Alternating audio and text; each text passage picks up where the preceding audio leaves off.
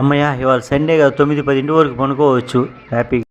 Daddy లేడాడీ ఆకలేస్తుంది ఆడుకుందాం. కీకుండా మిమ్మకాడికి పోండి. బావా లేకు బావా, ఇవాళ సండే కదా, బయటికి వెళ్ళవా, చికెన్ అయి తీసుకురావా, పిల్లలకి స్నానం అయి చేయాలి, చాలా పని ఉంది కదా. ఆఫీసే బాగుంది సండే కన్నా, సండే ఎంత పని ఉందా?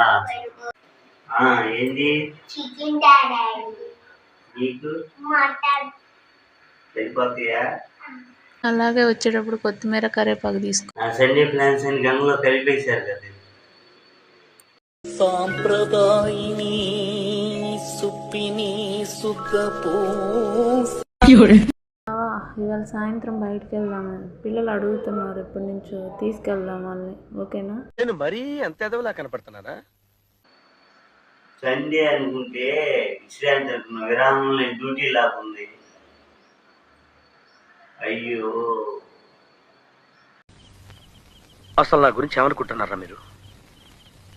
జనానికంటే పిచ్చెక్కేదో అనుకోవచ్చు. ఇన్నేళ్లు నాతో తిరిగి నా గురించి ఇదేరా మీరు తెలుసుకుంది?